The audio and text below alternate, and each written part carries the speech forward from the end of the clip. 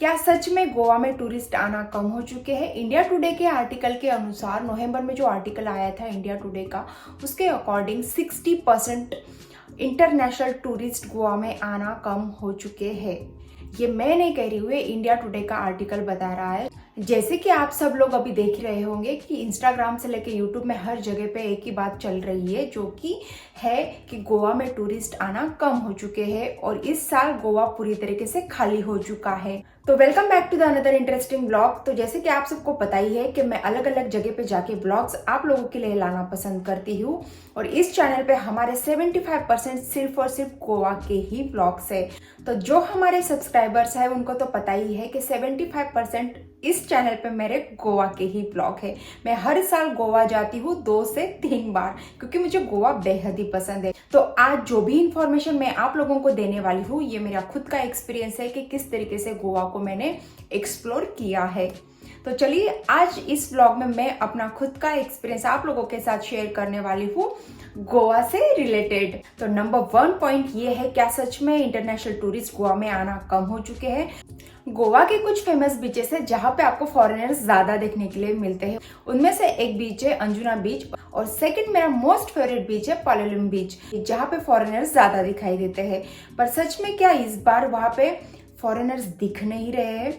गोवा के ऐसे काफी बीचेस है जो कि जाने जाते हैं विदेशी टूरिस्ट के लिए, पर क्या सच में इंडिया टुडे के आर्टिकल के अकॉर्डिंग यहाँ पे 60% टूरिस्ट आना कम हो चुके हैं?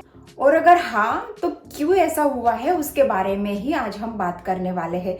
सबसे पहला बिग इशू है, जैसे ही आप रेलवे स्टेशन या फिर एयरपोर्ट पे पहुंच जाते हैं गोवा के, तो वहां पे ओला या उबर नहीं चलता है।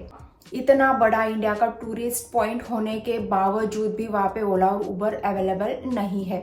वहाँ पे उनके लोकल टैक्सी है जो कि चलते हैं और उनके जो भी प्राइजेस होते हैं वो सीजन वाइज वो लोग डिसाइड करते हैं। गोवा का अपना खुद का एसोसिएशन है टैक्सी का और वो उनके अकॉर्डिंग डिसाइड करते हैं वहाँ के प्राइजेस।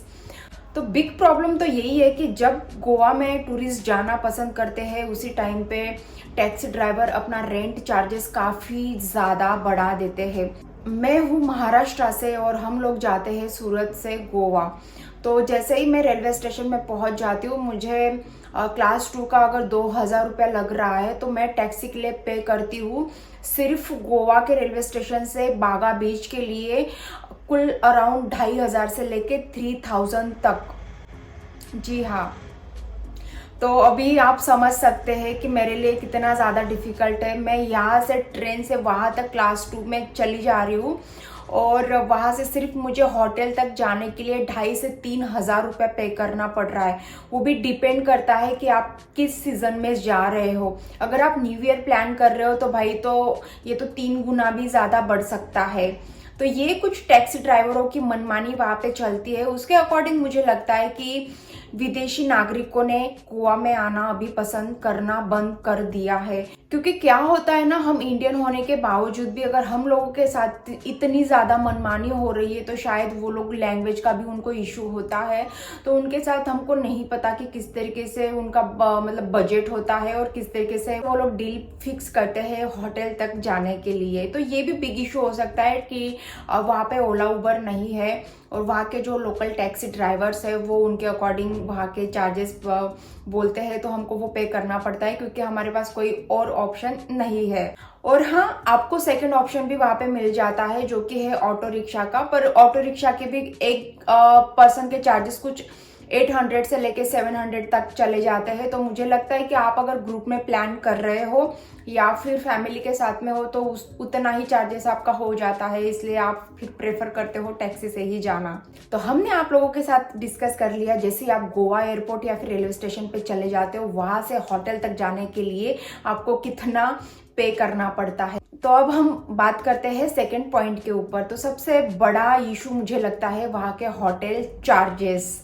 हम जिस भी होटल में रुके थे वो ज़्यादा एक्सपेंसिव नहीं थे। सबसे पहले मैं ये आपको क्लियर कर दूं, क्योंकि मैं यहाँ पे कोई भी बात फेक नहीं करना चाहती हूँ। जो मैंने खुद एक्सपीरियंस किया है वही मैं आप लोगों के साथ शेयर करना चाहती हूँ। सबसे पहले तो हम बागा बीच ही जाते थे और वहीं पे नज़दीक आसपास 2-3-4 किलोमीटर के आसपास या फिर 2 या 3 किलोमीटर के अराउंड मैं रूम लेना पसंद करती थी, ताकि बीच में जाके मैं इंजॉय इजीली कर पाऊँ और इजीली होटल में मैं आ पाऊँ आराम करने के लिए। तो अभी क्या होता है ना, जैसे ही न्यू ईयर नज़दीक आने लग जाता है, दिसंबर या फिर जनवरी और नवंबर दिसंबर जनवरी फेब मार्च और अप्रैल में कुछ ऐसा सीन हो जाता है गोवा में। पर ये जो 3 से 4 महीने होते हैं ये बहुत हाई होते हैं और रूम के जो चार्जेस होते हैं वो डबल ट्रिपल गुना ज़्यादा बढ़ जाते हैं। हम जिस होटल्स में रुकते थे वो तो छोटे वाले ही होटल्स रहते थे जिनका बजट इतना ज़्यादा हाई होना नहीं चाहिए। पर अगर आप दिसंबर में जा रहे हो तो जिनका रूम चार्जेस, मतलब मुझे लगता है मेरे अकॉर्डिंग कि जिसके हमें 2,000 भी पे नहीं करने चाहिए, उस रूम के चार्जेस दिसंबर में 5,000 से लेके 7,000 तक हो जाते हैं 1 डे के। होटल्स की बात करें तो वहाँ पे काफ़ी ऐसे घर है जिनके ऊपर होटल्स बनाए हुए हैं, ओयो टाइप बेसिकली। तो वो लोग नीचे फैमिली रहते हैं और ऊपर छोटे छोटे ऐसे रूम्स डिवाइड करके बनाए हुए हैं, मतलब आप ओयो टाइप ही उसको समझ सकते हैं। ये जो घर वाले रूम्स होते हैं ना भाई साहब, माय गॉड, मतलब फैमिली नीचे रहती है और ऊपर एक छोटे छोटे रूम्स होते हैं, उसमें गर्म पानी तक नहीं होता, ना कुछ अच्छे से सुविधा होती है, कुछ भी नहीं होता, ना ब्रेकफास्ट चाय पानी कुछ भी नहीं होता है, सिर्फ आपको रूम दिया जाता है। और दिसंबर में उसके चार्जेस भी 4,000 से लेके 5,000 तक हो जाते हैं। मतलब आप खुद सोचिए कि नीचे फैमिली रह रही है, ऊपर ओयो टाइप रूम बनाए हुए हैं, पर ऑप्शन कुछ होता नहीं टूरिस्ट के पास, क्योंकि अगर वो अच्छे होटल में जाना चाहते हैं तो एक तो वहाँ पे रूम आपको अवेलेबल नहीं होंगे, अगर होंगे भी तो उसके चार्जेस 10,000 से लेके 12,000 पर डे के होंगे। तो मुझे नहीं लगता कि मतलब किसी के लिए भी इतने ज़्यादा पैसे पे करना ठीक है 1 नाइट के लिए। गोवा एक ऐसा टूरिस्ट पॉइंट है जहाँ पे पूरी रात पार्टी चलती है और जो भी हम रूम लेते हैं वहाँ पे सिर्फ हम नहा के और थोड़ा बहुत रेस्ट करके पूरा दिन या पूरी नाइट कह लो हम बाहर ही रहते हैं। तो कोई मतलब ही नहीं बनता है 10 और 12,000 के होटल वाले रूम में रुकने का। तो हम लोग क्या है ना, प्रेफर करते हैं कि किसी छोटे होटल में हम स्टे कर ले। पर क्या होता है, ये जो छोटे होटल वाले लोग होते हैं ना, ये भी अपनी मनमानी करने लग जाते हैं, क्योंकि उनको पता है कि हाई टाइम है और इस टाइम पे सभी टूरिस्ट यहाँ पे आना पसंद कर रहे, तो वो लोग उनकी मनमानी करते हैं। और जिस रूम के मुझे लगता है कि हमको 1,000 रुपीज भी नहीं पे करने चाहिए, उस रूम के हमें 5,000 से 6,000 तक 1 डे के चार्जेस बताए जाते हैं। मतलब आप खुद सोचो कि मतलब कोई क्यों यहाँ पे आना पसंद करेगा, अगर मतलब टूरिस्ट लोगों का इतना हैरेसमेंट यहाँ पे हो रहा है रूम से लेके। मतलब गोवा में जैसे आप कदम रख देते हो ना, वहाँ से टैक्सी से लेके रूम चार्जेस से लेके हर तरफ अगर आपको हैरेसमेंट हो रही हो ना, तो मुझे लगता है टूरिस्ट कहीं ना कहीं यहाँ पे आना, फिर उसके माइंडसेट हो जाता है कि भाई यहाँ पे आने से अच्छा है कि हम कहीं और जगह पे जाके अच्छे से रिलैक्स होके घूम के आ जाए, ये फिर दिमाग में चलता है। तो ये था मेरा सेकंड वाला पॉइंट कि रूम वालों की मनमानी। और अभी ये लास्ट पॉइंट है और बड़ा इंपॉर्टेंट पॉइंट है, वो है पैसा। अब जब हम इतना खर्चा कर रहे हैं कहीं घूमने के लिए जाने के लिए, तो ऑब्वियसली कि हम पैसे के बारे में ज़्यादा नहीं सोचेंगे। हम अगर घूमने जा रहे हैं तो हम पैसे के बारे में सोचने वाले हैं ही नहीं ना, ये तो सीधी सी बात हो। पर होता क्या है ना, जब टैक्सी वालों से हम बात करते हैं ना, उस टाइम पे उन लोगों का जो लैंग्वेज होता है, बात करने का तरीका होता है। अब मैं मेरा एक्सपीरियंस बताना चाहती हूँ। बागा बीच से हमको जाना था रेलवे स्टेशन रात को।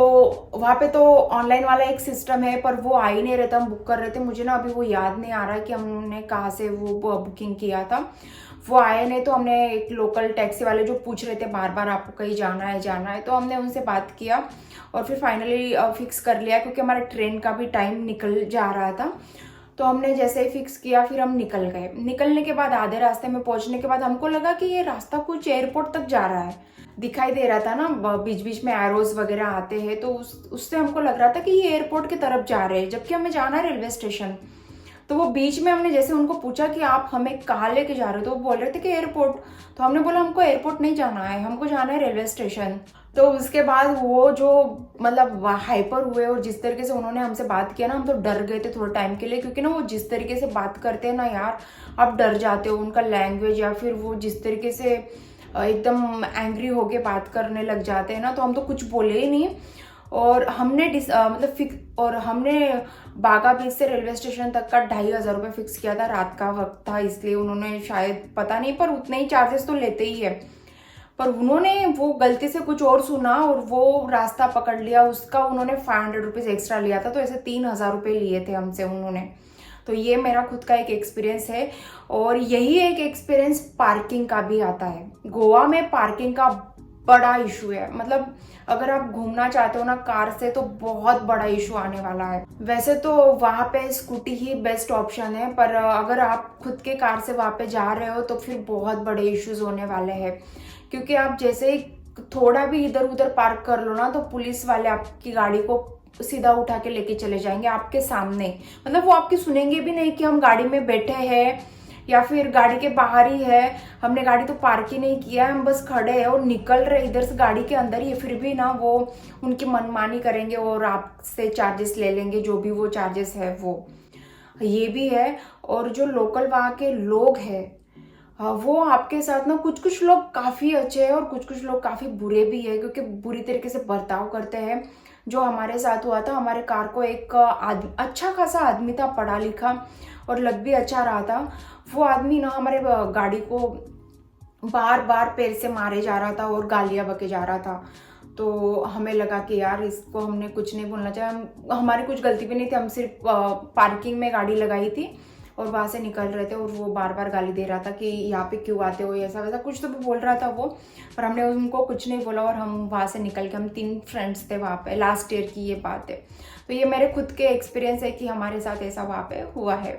जब हम घूमने के लिए जा रहे हैं तो ऑब्वियसली यार हम खर्चा तो करने ही वाले हैं, पर ये कुछ ऐसे पॉइंट्स है कि हम खर्चा भी करें, वहाँ पे घूमने के लिए भी जाए, और इस तरीके से अगर हैरेसमेंट हो तो हम वहाँ पे जाना क्यों पसंद करेंगे। जबकि अभी बैंकॉक जाना लोग बहुत पसंद कर रहे हैं अभी, क्योंकि जितना खर्चा आप गोवा में कर रहे हो वही बजट में आपको अगर इंटरनेशनल ट्रिप मिल रही है तो आप ऑब्वियसली वहाँ पे जाना ही पसंद करोगे। और अभी फ्री वीज़ा भी अवेलेबल हो चुका है थाईलैंड के लिए, तो सब लोग वहीं पे जाना पसंद कर रहे हैं। तो इसके अकॉर्डिंग भी मुझे लगता है कि इस साल गोवा खाली पड़ा हुआ था। और लास्ट और मोस्ट इम्पॉर्टेंट फूड है। अगर हम अच्छे से खान पान नहीं करेंगे यार तो हमारा हेल्थ इशू भी हो सकता है। तो वहाँ पे खाने के भी बड़े इश्यूज है। बीच साइड पे अगर आपको फिश खानी है तो आपको 2000 से लेके 3000 रुपये तक पे करने पड़ सकते हैं। बियर के चार्जेस बाहर जो है बीचेस में ज़्यादा है, तो वो सब भी वहाँ पे है यार। फूड और बियर वगैरह का भी बहुत सारा जमलिंग है, कुछ समझता नहीं है। क्लब वाले अलग तरीके से अपनी मनमानी चलाते हैं, वहाँ पे भी हाई चार्जेस होते हैं। और फूड के भी वैसे ही है, बहुत हाई चार्जेस होते हैं, तो फूड के भी बड़े इश्यूज है वहाँ पे। तो खाने के लिए भी बड़े मतलब स्ट्रगल है भाई वहाँ पे, वो तो हमने देख ही चुके हैं। पर इन सब स्ट्रगल के बावजूद भी मैं खुद आपको बताना चाहती हूँ कि गोवा काफ़ी ब्यूटीफुल है। अभी कंस्ट्रक्शंस के काम भी गोवा में काफ़ी चल रहे हैं। लास्ट ईयर से अभी बहुत सारे कंस्ट्रक्शंस के काम चल रहे हैं, तो ऑन रोड जाना भी काफ़ी मुश्किल हो चुका है। उस वजह से भी काफ़ी हैरेसमेंट हो रही है। और स्कूटी से भी अगर हम गोवा टूर लेते हैं तो काफ़ी जगह पे ऐसा है कि काम चलने के वजह से ट्रैफिक ज़्यादा हो चुकी है, तो उसके वजह से भी हैरेसमेंट हो रही है। गोवा काफ़ी अच्छी जगह है घूमने के लिए, बस कुछ लोगों के वजह से ना वो बहुत प्रॉब्लमेटिक हो रही है। तो ये चीज़ें समझनी बेहद ज़रूरी है, मतलब ये चीज़ें ना समझनी बेहद ज़रूरी है जो गोवा में बिजनेस चला रहे हैं, कि इस तरीके से अगर हम मनमानी करने लग जाए ना तो हमारा बिजनेस ठप हो सकता है। तो ऐसा ना करें प्लीज़, एक रिक्वेस्ट है। और बहुत ब्यूटीफुल गोवा है, उसको उसी तरीके से रहने दें, ना कि इस तरीके से कुछ भी मनमानी करके उनके तरफ से कुछ भी चार्जेस लगा के फिर टूरिस्ट है ना वहाँ से भागना ही पसंद करेंगे यार, सच्ची में। तो ये खुद मेरा एक्सपीरियंस था जो मैंने आप लोगों के साथ शेयर किया है। अगर आपको ये वीडियो अच्छा लगा हो तो हमारे चैनल को सब्सक्राइब, लाइक, कमेंट करके जाना। और आप लोगों का गोवा का एक्सपीरियंस कैसा रहा ये कमेंट सेक्शन में बताना बिल्कुल ना भूलें। और नेक्स्ट वीडियो में मैं आप लोगों को ये बताने वाली हूँ कि गोवा अगर आप जा रहे हो तो आपको किस तरीके की प्लानिंग करके जाना चाहिए, या फिर आप आप किस तरीके के होटल्स में रुक सकते हो या फिर आप किस तरीके से ट्रैवल वहाँ पे कर सकते हो। फुल डिटेल में व्लॉग आप लोगों के लिए आएगा। तब तक के लिए आप अपना ध्यान रखें। धन्यवाद।